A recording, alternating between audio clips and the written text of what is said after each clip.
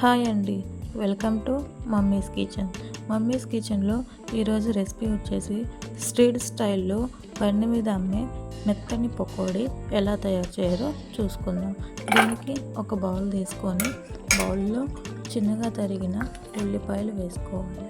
ఈ ఉల్లిపాయలు చేతితోటి ఇలాగ మెత్తగా చేసినట్టు చేయాలి, అంటే దేనికి దానికి విడివిడిగా అయ్యేటట్టు. నెక్స్ట్ చిల్లీ యాడ్ చేసుకోవాలి.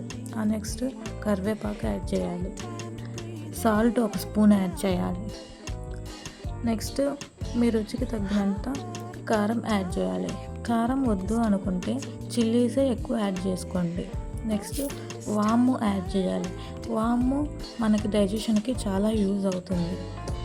నెక్స్ట్ పకోడీ చాలా టేస్టీగా క్రిస్పీగా రావాలి అంటే 2 టేబుల్ స్పూన్స్ బియ్యపిండి యాడ్ చేయండి. బియ్యపిండి యాడ్ చేశాక 1 కప్పు శనగపిండి యాడ్ చేయండి.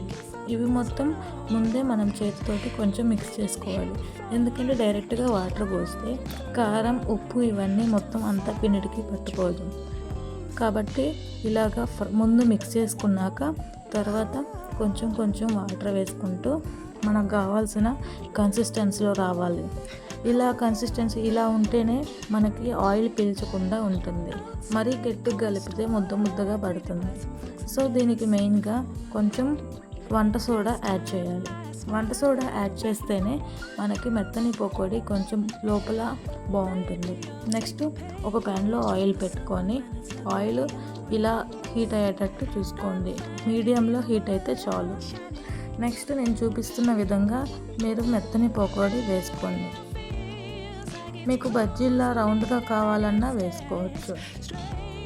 ఇలాగ మొత్తం వేసుకున్నాక ముందుగానే కలపకుండా కాసేపు ఆగిన తర్వాత లైట్గా కలుపుకోండి.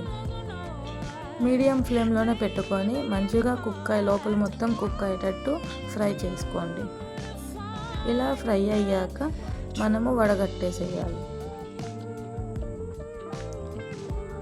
అంతే అండి, ఇలాగ కొంచెం బ్రౌన్ కలర్ వచ్చే వరకు ఫ్రై చేసుకుంటే చాలు. లాస్ట్లో మీరు కొంచెం ఆయిల్ మొత్తం ఫిల్టర్ అయ్యేటట్టు చూసుకొని సర్వ్ చేసుకోండి. నెక్స్ట్ సెకండ్ కూడా ఇలాగే అండి. సెకండ్ టైం కూడా ఫస్ట్ వేసినట్టు ఇలా అన్నీ వేసేసుకోండి, పిండి అంతా అయిపోయేదాకా. చూడండి, ఇలాగా సెకండ్ టైం కూడా అన్నీ వేసేసుకొని మంచిగా బ్రౌన్ కలర్ వచ్చేటట్టు ఫ్రై చేశాను.